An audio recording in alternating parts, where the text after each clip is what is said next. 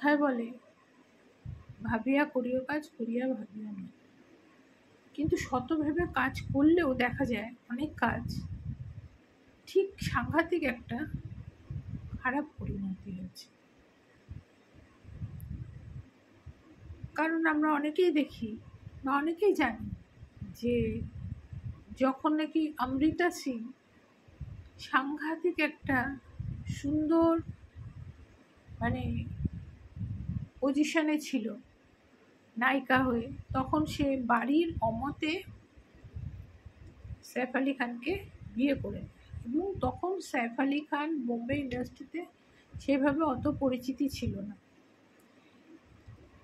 কিন্তু পুরোটা আমরা যেটুকু জানি আমি বা দেখতে পাই আমরা, যে অমৃতা সিং তাকে খুব এনকারেজ করতো এবং তাকে নানান রকমভাবে সহযোগিতা করতো, করে করে করে করে করে তাকে অনেকটা ভালো জায়গায় নিয়ে গেছিল। কি দেখলাম, যে অমৃতা সিং তাকে সাহায্য করলো, তাকে একটা উন্নতির জায়গায় নিয়ে গেল, সেই অমৃতা সিংকে সে একটা সময় অশান্তি হলো, কিছু হলো, যাই হলো, ডিভোর্স হয়ে গেল তাদের। তাহলে আমরা কি দেখি যে তারা এই সমস্ত না করাটাই ভালো ছিল, আর যাই হোক ডিভোর্স হতো না, ছেলে মেয়ে দুটো ভালো মানুষ হতো, তাই না? কিন্তু না,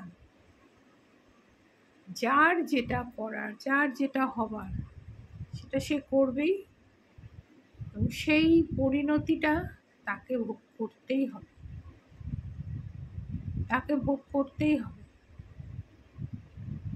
কারণ এক খাল কেটে যদি কুমির আনে, সেই কুমিরের দুর্ভোগ ভোগ করতেই হবে। সেই জন্য যে কোনো বিষয়ে, যে কোনো কাউকে সাহায্য করার আগে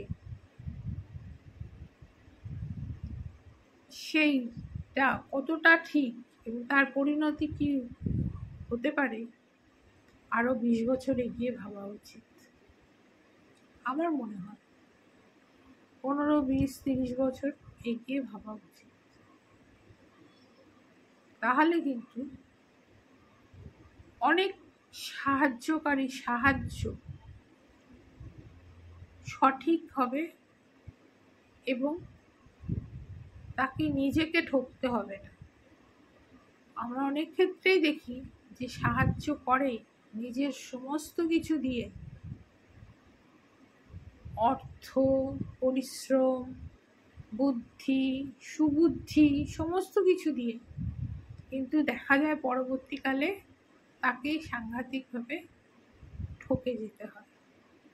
তাই জন্য যে কোনো কিছু সাহায্য করার আগে অনেকবার করে ভেবে তারপর সাহায্য করা উচিত। আজকের মতো এইটুকু।